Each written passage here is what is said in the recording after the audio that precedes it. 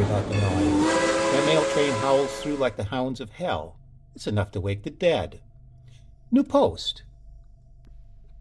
The Magnolia Motor Hotel in Vicksburg, Mississippi, a mid-April night in 1955. Mary sat in the room and completed more than a dozen postcards, redescribing Naples, Florida, and Aunt Jenny's niece Mildred, and you'll see, but just before midnight she sent Herbert out to get more ice for her brandy, parched from all the writing. April 2, 1959. Greetings.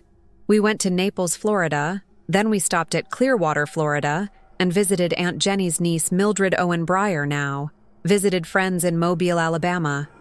Now we are heading for Greenbrier, Arkansas. Herbert's daughter is there. God bless you, cuz, Mary and Herbert. Herbert was glad to get out of the stuffy room, crossing the pool courtyard to the ice machine in the moonlight. The clock was just ticking midnight as he walked along the dark pool's edge and saw something gliding toward him under the surface of the water, making the tiniest ripple on top as it approached. He stopped without realizing and stared at it, plastic ice bucket forgotten in his hand.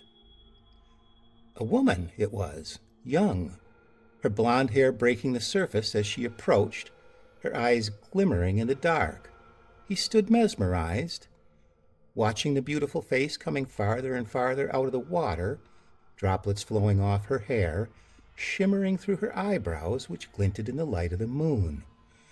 He thought to smooth his hair back, pull his gut in, was surprised to discover the plastic bucket still in his hand, and looked back to find the woman, now reaching the edge of the pool, suddenly seeming odd and ill-proportioned.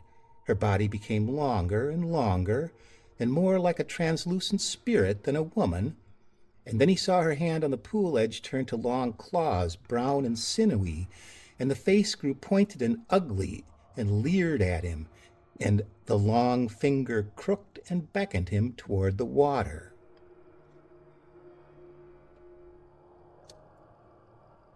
Herbert hurled the bucket at the thing and returned to the room iceless, telling Mary the machine was out.